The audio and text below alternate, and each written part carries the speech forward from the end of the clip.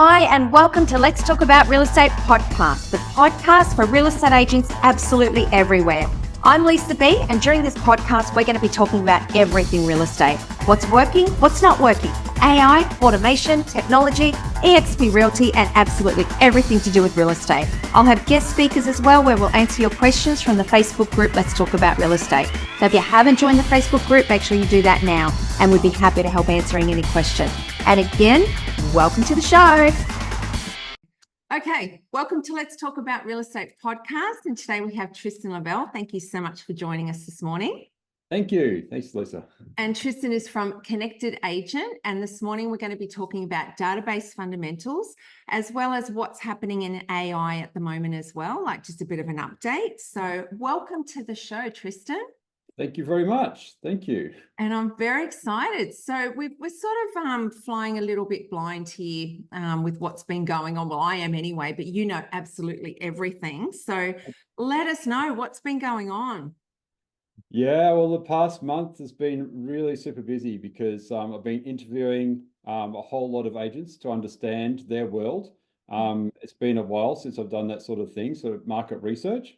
Yeah. And basically, there's a lot of insights there, and I'd like to share some of those. And reflecting also on my time the past few years working with the Reader AI product, I just want to share some real, what you might call basic fundamentals around, getting ready for AI, because as we've been saying, there's quite a lot of investment with a whole range of companies out there in the background. You don't see it yet. Yes.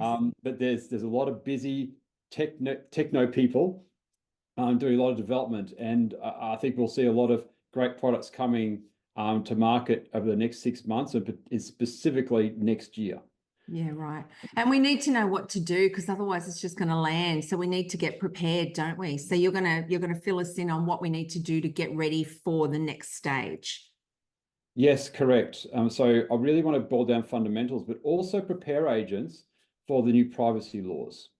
Okay. Yeah. So I was actually in a room yesterday with some really knowledgeable industry leaders yesterday morning, and there's a gentleman, Sam from REA, who's really summarizing what is coming up for the privacy legislation.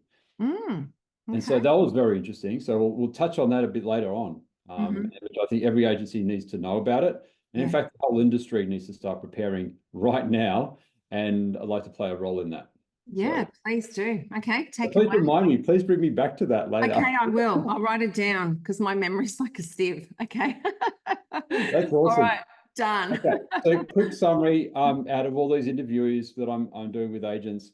One really interesting thing that's come to light is the variability in how agents use the system. Okay, so let's talk about, like, if you're at a small team of agents, an agent with an admin or an assistant, but there might be in an office 5 agents, for example. So it's quite average, I'm seeing. Yeah. So essentially, for you to get any value out of any AI solution that's coming up, it's all about the data and the quality of the data. Okay. Yeah. And we definitely saw that with Reader in terms of how agents with more complete data and more of a relationship with the data, so they've done some of the work building that bridge between those people in the database and themselves and their profile. Yeah. If you do that work, that means that other clever technology which engages with those people on your behalf, right, you're going to get so much leverage. All right. So you're achieving so much more out of your time. Yeah. Well, it's only as good as the data you put in. If you haven't got phone numbers, they can't text. If you haven't got the email right, it's going to go to the wrong email address. Like, it is the basics, but it's worth spending that little bit of extra time to get the data right. And the more information that AI has, the better quality response it's going to have as well. If you put the wrong data in, it's going to spit the wrong data out, isn't it?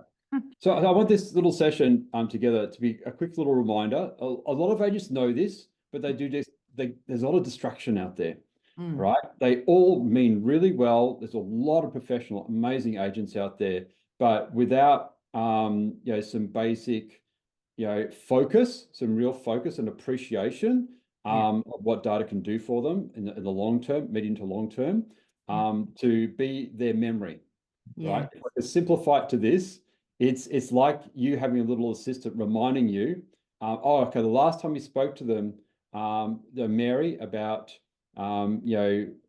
what's going on with their property was 6 months ago, and you actually found out that they had 2 kids. Their husband works at a car dealership, and their kids are going to school at some primary school, whatever. Yeah. So you got to collect that intel, that profile around a person. So when you have that continued conversation, that's what real estate's all about. It's just one long continued conversation with a whole group of people that hopefully you like, and they trust you to sell their number one asset, right? So essentially, we're going to make that easier, and the better the profile you have captured in your system, right, and less reliant you are on memory or manual processes, okay, to show that you actually care about these people. And once you have that systemized, the amount of trust you have with more people is going to really grow, and your career in real estate will grow with that. Yeah, absolutely. Like we've had trails and things like that, like with, say, your databases, but this is a personalized next level communication to remind you, and like you said, to build that trust and just knowing more about them and caring about the client, isn't it? Yeah. So what's interesting, right? I deal with all sorts of generations of agents over the past 20 years. And you notice that the agents from like 20 years ago, a lot of this intel is actually entrenched in they've actually trained their brain to remember everything. Like they remember every single appraisal they've done, every single sale, and who owned it, who they sold it to. It's amazing what they remember. They've trained themselves to do that. You might call it Gen Xers, right? Yeah. But I think the way technology has evolved and the habits that people have had, we're more reliant on technology for everything. So this just makes it so much more important that if you don't remember everything, it's then there. it's right at your fingertips, right? So what we want from technology is to basically help us, build trust with more people. And that's where sort of it'll lead to me to really highlight a small segment of what we want to talk about is the mission around your database and segmentation. So who are these people? Okay. And how do we treat them? What's the journey we're going to take them on? So I've got this little presentation, which I will verbalize with people listening to this, but I'll share my screen. Because the more we can automate it, the easier it's going to be, isn't it? Like you don't have to remember, and if AI is reminding us, like you said, don't forget to do this with that person. Don't forget to do that with that person. Have you done this? Then you move it to different categories and it just makes life so much easier. Yeah, correct. So hopefully this works. If I can click on presentation.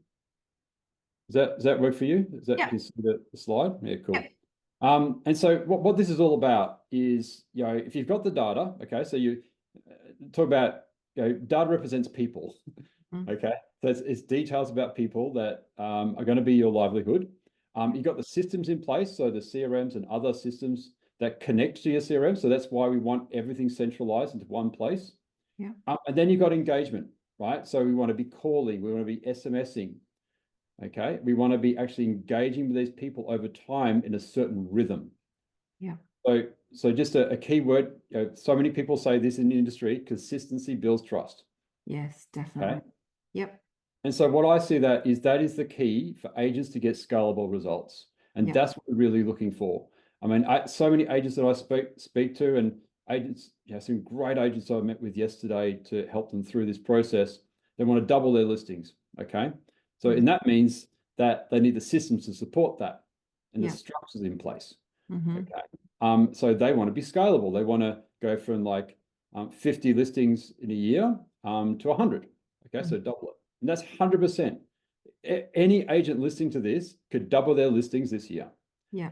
If you've got all the systems, like if you've got Facebook ads going and all that data's over there, and you've got REA inquiries and it's over there, and you've got domain inquiries there, it's all got to go into the one thing. All that data's got to be there. And then you've got to, engage and communicate with those people to remind them of yourself, top of mind awareness. And then that's how you're going to get the scalable results, isn't it? Yeah, 100%. And so, one of my fundamental beliefs, and I've seen it so much, I've mentioned it previously, was that there's a huge amount of opportunity. If you've got momentum, you've been an agent for a few years' time, all right, so at least 3 to 4 years, then there's so much opportunity inside your database. And that's divided into the segments, which I'm going to run through very soon. So, of course, your past clients. So many agents are embarrassed that they're not calling and engaging with their past clients regularly. Okay, I hear that all the time. But you get what you focus on. Okay, and even people I know, I'm just curious, right? I asked them, so the agent that sold you your home, or you sold your last home with, have you heard from them since? And a lot of people say never. All right. So one little takeaway: please don't be that agent where people say, I never heard from them since. Yeah. Other agents pick that up. Other agents will start contacting them and make out that they've sold you the property, and most of them don't remember who sold them the house. Yeah, that's right. And there's tools to help you do that as well. It's really interesting. So there's that, but also the other big, the big source of opportunity I'm finding is definitely in the buyer channel, open for inspections if you're doing them. Even you could have a goal, set a target of acquiring listing opportunities out of your buyer channel. Per listing, you want to get 4 to 5 listing opportunities appraisal, and you're actually gearing your mind around that. Okay, looking for it. Definitely.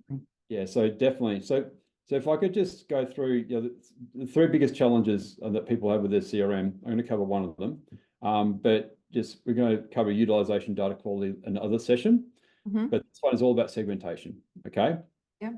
But leading into that, I want to simplify the mission that agents actually have. Okay.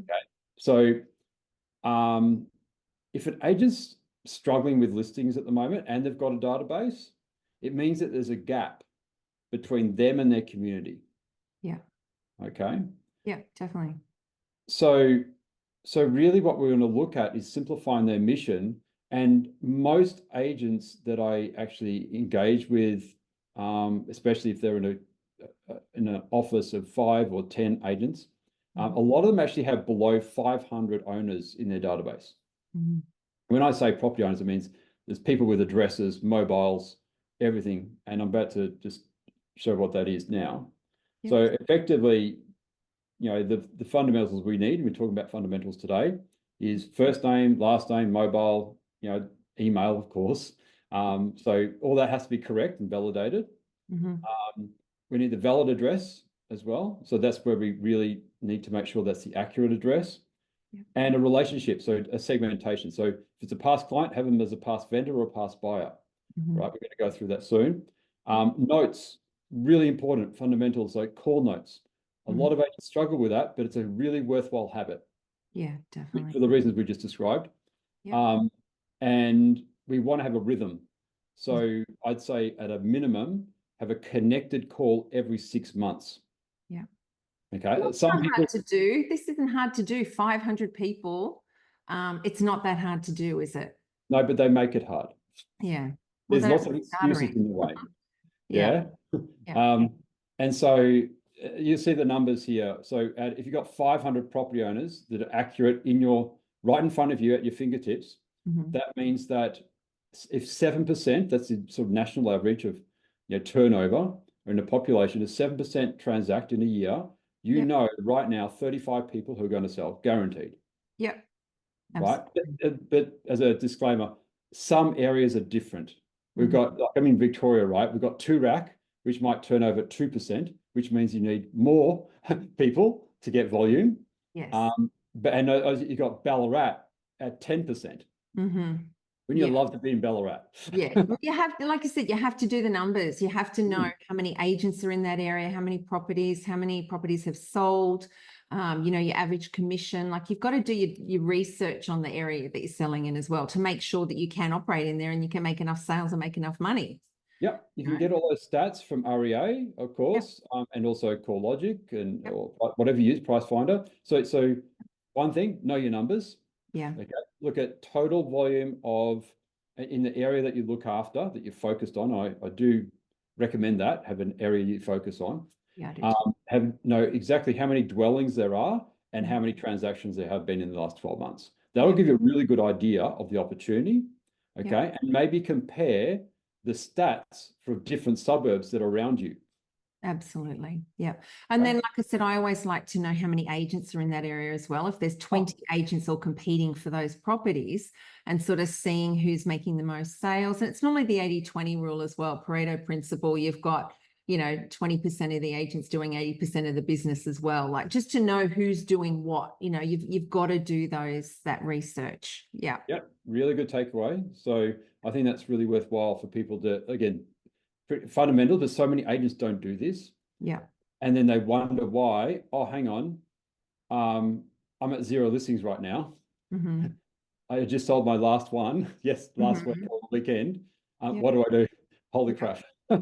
Exactly. And look, I feel for those people because they do care. They're really good agents. It's a matter of that consistency of prospecting and building relationships. So they've always got that pipeline. Yeah.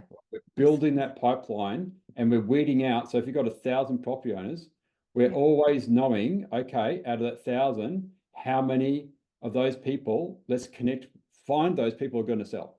Yeah, absolutely. Okay? And there's little tactics I'm going to share later to help you with that. Okay. Perfect. Yeah. Perfect. So, all right. Segmentation. All right. So essentially with segmentation, we want to make sure that we focus on the right people at the right time. And we want to take them on a journey, which is going to build trust and it's going to keep them close instead of pushing them away. Yeah. Right. So if you look at the green people over here, so the biggest section of the database, guess what that is, Lisa? The biggest population. Oh, yeah, buyers. Yeah. Biggest segment of your database, right? Sorry. That's right. It's a way I express it. But yeah, there's a lot of those prospective buyers in there that own property. Yes. The mission is to try and find those people and ask the right questions when you're doing your callbacks, right? After open inspections, or if anyone's made inquiries online, we're really engaging those people. So we have that process. So if you're in a team, then have someone responsible for doing that. Yes, absolutely. Really look after that channel and find those people. Okay. Yeah. Then you've got your past clients. So they're probably the two red things here, right? Yeah. We want to make sure we keep in touch with those people. And then you've got prospective vendors. Yeah. And you've got sort of areas to focus within that. Would you agree? Yes, absolutely. Yeah. I'm really wanting to simplify it here for everybody because it can get quite complex. Yeah. Here's my little pyramid, right? So this is just a way of looking at the different types of people in the database, and you may use whatever category names or tag names, depends on the CRM you use, to actually isolate these people. Okay.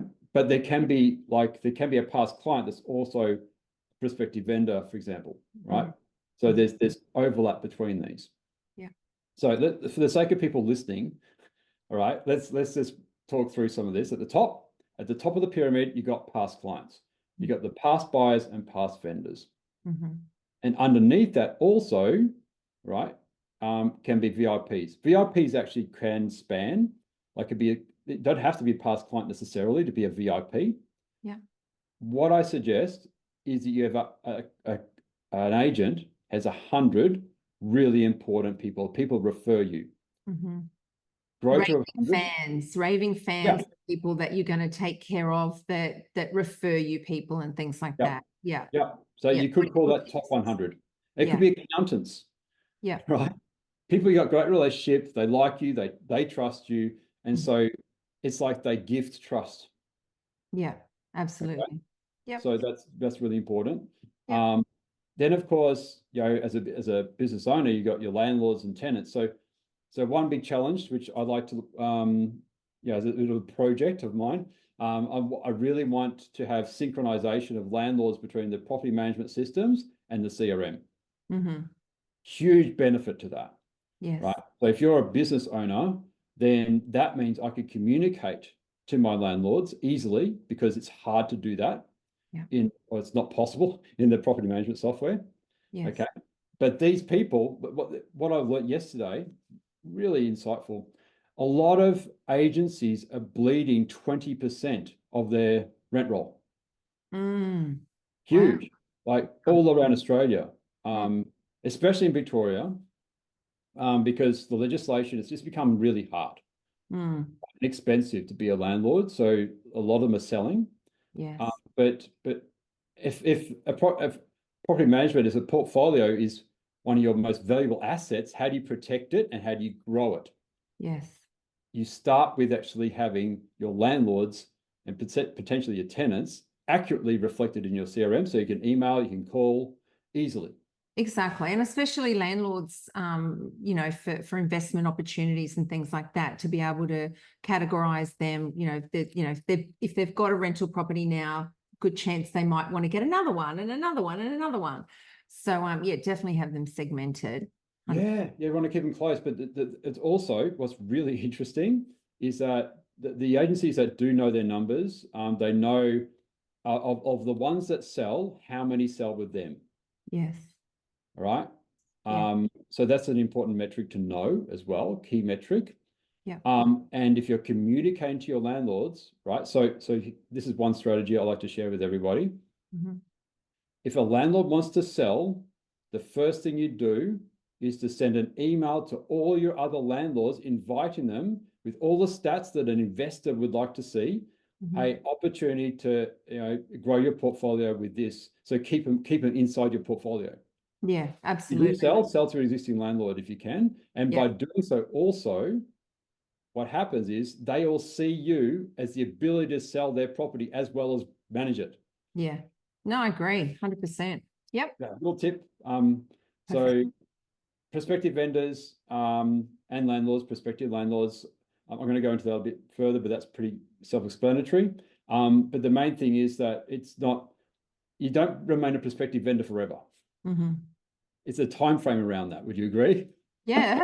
Yeah. So what you'll see in these databases is that 3 or 4 or 5 years ago, they put a prospective vendor tag and it remained there forever. Yes. So you can't focus. You hope. I know. We've got to live in hope. One day. Yeah, so something to work on. Another really large portion of the database is actually dormant property owners who don't want to sell right now. Yeah. Okay, so we don't want to treat them as though they want to sell next week. And that's how you push people away. Active prospective buyers, I define that as buying behavior in the last 12 months, right? So they've made inquiries, come in inspections. But if they're not an active prospective buyer, jeepers, you don't have to focus so much on them. Yes. And the biggest pool is dormant prospective buyer. Yeah. They came in years ago and nothing's happened since. Yeah, they're still there. They're nurturing. They're in the pipeline, nurturing. They're there. Look, and it could be that you only need to email them quarterly or monthly or no more than monthly, right? Something helpful, okay? But quarterly is probably good enough. Yes.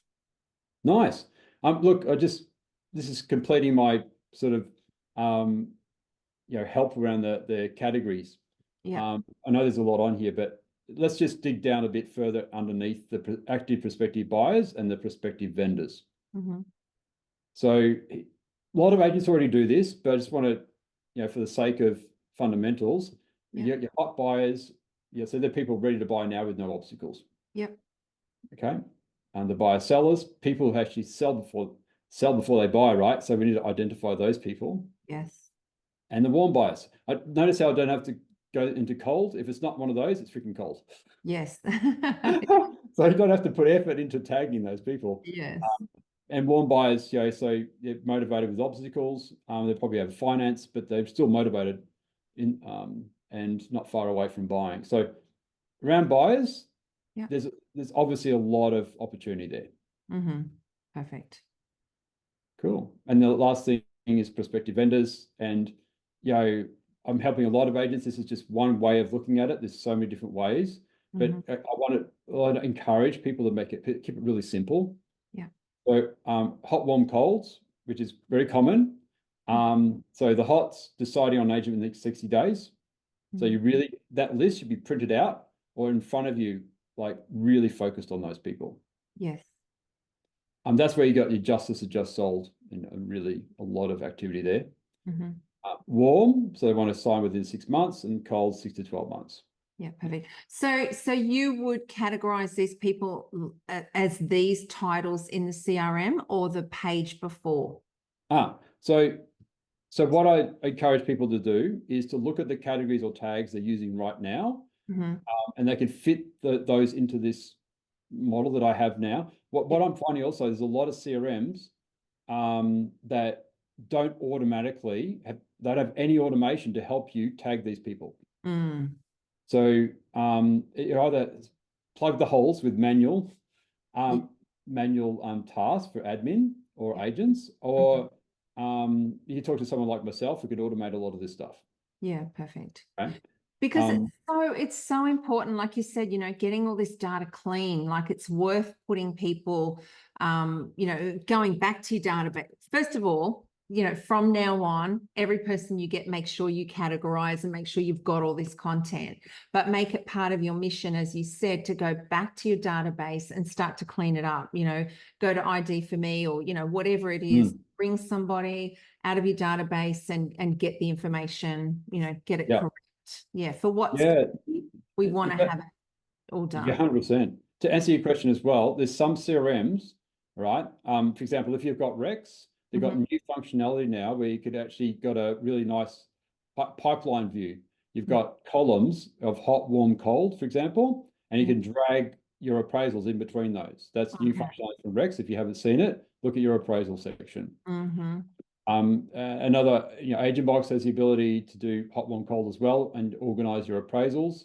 You either do that on the appraisal or you do it with the contact. It's up to you. Yep. Right. So there's flexibility in these systems to actually be organized and build lists and focus on the right people. Okay. The right database is your asset. It's your future business, but it's also your asset, isn't it? Yeah, 100%. Yeah. So essentially what this all boils down to is, you ask the question why we do this. It's so we have focus on the right people, right time.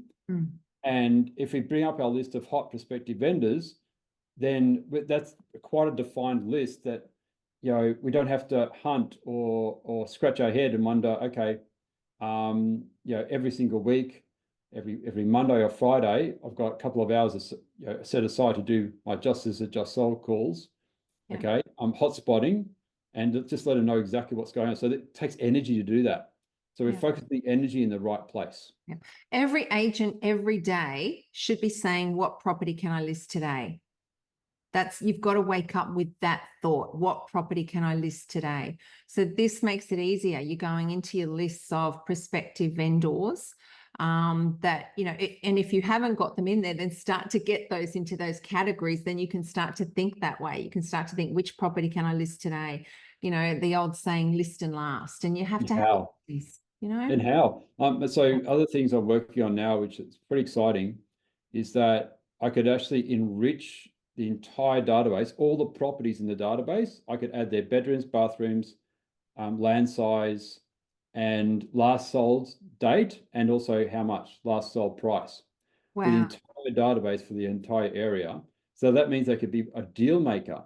If they've got a buyer seller, for example, they know exactly what they want to buy. You could bring up everyone in your database has got a 3-bedroom property. With 1,000 meters squared or whatever. Yeah. Wow, that's awesome. So it really helps you be a deal maker. You can, it's a powerful conversation to say, call someone up and say, look, I've got a buyer that's missed out on auction. It's an underbidder person, that is actually got a budget of $2 million. Mm. I could see, you've owned this property in a while. What sort of ambitions do you have? Like, if I could get the right price, would you be interested in selling your property? Because I think this would be a perfect fit to what this person looking for. Absolutely. That's And a different conversation. also too, it's, your database is an asset, but it's also a listing tool. You can take your database into a listing presentation and show the data to say, I have X amount of prospective buyers that would be interested in your property, as well as, if they've got to sell before they buy, I've got, this amount of people that are considering selling. And as you said, if you categorize it into what they could potentially buy, I mean, that's powerful. Very powerful. It's real though. Like, if you got accurate lists. Yeah, that's right. Real. You're not making it up. Yeah. There's so many. Yeah. Sorry, go. There's That's so many agents. Sorry, we're both excited. You go. You go.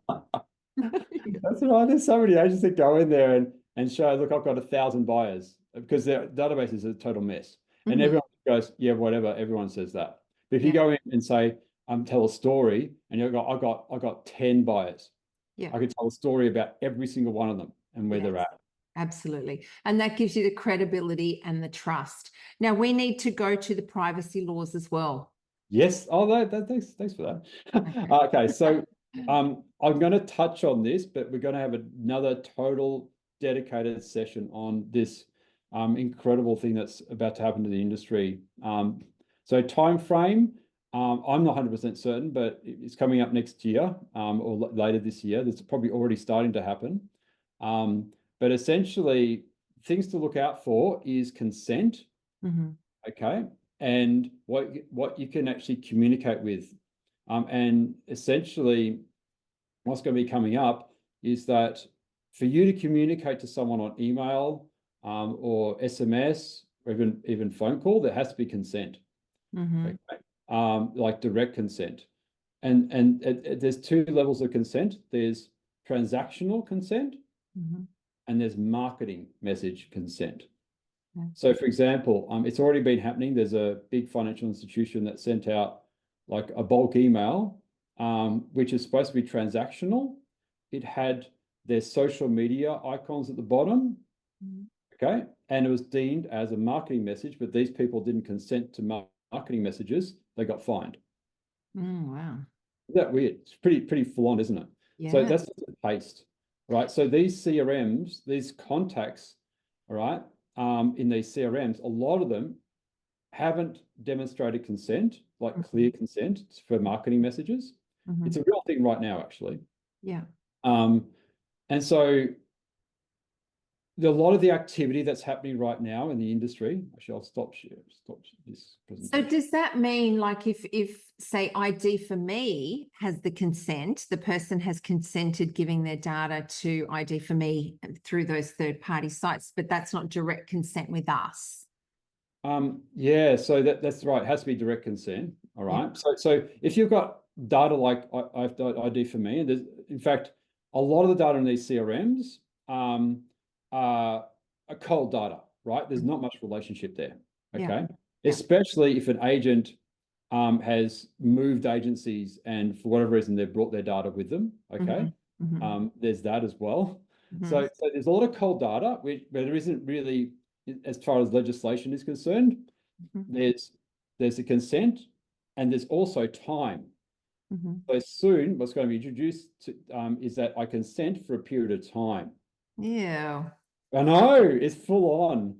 So this is really important. I really encourage all the CRMs to start really educating themselves on this. So what if you've got a database of however many thousand people or something, and you send out an email? Because you see people do this sometimes, and I've just thought this is probably why they do it, maybe. If you send out an email to your database and you say, we have got you in our database, we just wish to acknowledge that if you don't consent to this, please unsubscribe. Would that be something that that's an area which I think the whole industry needs guidance on. I don't have an answer for that. Yeah. Right? Okay. So I think I'm encouraging anyone listening to this that is in this space, some thought leaders are really, I want to educate myself. So next, I'm going to educate myself. Let's come back and let's just talk about this specific, quite a significant shift. Yeah, we need to know, because I mean, there's huge fines, isn't there? Oh, there can be, but like from what I've seen right now, everything agents are doing right now are not compliant with the new laws that are coming. That's the big message here. So the question is, what needs to happen, all right, to actually be prepared and to avoid a lot of heat on the industry, all right, next year, when potentially this is going to cause quite a few hiccups. Because the privacy laws were so strict, and then we got ID for me, and then if there's too many people using it in the wrong way, something's gonna happen, isn't it? Like, you know, I don't know if fines and whatever. Be careful. Yeah, so guidelines around, if you do use ID for me, then there should be some good guidelines around that. Yeah. But I'm just highlighting it. It's well known in other industries. I think the real estate industry needs to start looking at what that means, to everyone. Yeah, no, that's a good point. Because I mean, even things like, it depends how much that consumer pushes it too. I mean, I've heard of agents being taken to court for door knocking. Somebody had a little sign, no door knockers or something underneath the bush, at the front gate, and the agent didn't see it, door knocked, and now that consumer is actually taking them to court, and it's been ongoing for a long time. Yeah. So how you get caught out, okay, this is another thing. A similar example of what you said, right? So if you send an email or an SMS to someone who's a lawyer, who's grumpy, who knows the legislation, and they make a complaint, then that's how these investigations get triggered. You just have to be almost unlucky, or you just send to the wrong person, wrong time. When are people happier? First thing in the morning or late? I don't know. It's like, when will I send the email? We have to work out when people are the happiest. It's interesting, isn't it? But stay tuned. But I just want to highlight it, especially if we're talking about communication and building trust and segmentation and using our database, and that's all about all the bulk communication in some way, SMS, email. And also, the best way of using that data, that we're not going to get into trouble. I think that is a really good thing. Yeah, let's do that next time. That would be great. Let's do it. Yeah. Awesome. Perfect. All righty. Okay, well, that's been amazing. Thank you so much, Tristan. And then next time we're going to be doing sort of like a bit of an update on everything AI, as well as ChatGPT-4 priming and all that sort of thing. Okay, wonderful. Look forward to it. Thank you so much. I always love these geeky talks. I really do. I love it. No, I love to know technology. I remember like about 2 years ago, I was like, oh my gosh, there's so much that's happened and I feel so out of touch. But it doesn't really take that much to get sort of back into it and just see what's happening. It's just, being aware of what's going on around you. And it's not that hard to find out, people like you that can, sort of give us the insights into what's happening. That's what we have to do. We have to see what's coming. I actually saw, did you see Gary Vee the other day? He put on Instagram, and he said that Amazon are going to have in their movies, say if there's, one of the actors or actresses walking up the street and they've got a hat on, you'll be able to click onto that hat and buy the hat on the movie. That's what they're looking at doing. They've got a necklace on. So it's going to be product placement, but you can be watching a movie and go click and buy anything that's on that screen. Oh, that's crazy. Oh that's insane, isn't it? Yep. Buy the glasses, buy the earrings, buy the jacket, and just have it delivered by Amazon. So Amazon movies, and then it'll be, everyone will do that, and it'll just be one big advertisement. It'll be like, you can buy the on-air sign, you can buy the hats, you can buy this, you can buy the plant, you can buy the jacket, like imagine that. Everything's an ad on that movie. Yeah, this is insane. It's a bit much. It's overwhelming for me. But, it is. But anyway. That's getting ready for our next generation. Absolutely. It's crazy. But anyway, all righty. Thank you so much for your time, Tristan. Enjoy it as always. Thank you so much. Thanks, Lisa. Thank you. Thank you for listening to Let's Talk About Real Estate podcast. We hope you enjoyed the show. If you have a question about real estate, then please join the group on Facebook, also called Let's Talk About Real Estate. For those of you who are interested in EXP, please join us at 10 a.m. Brisbane time every Wednesday morning for EXP Explained. Thank you again for joining us, and don't forget to subscribe to the podcast, and see you next week.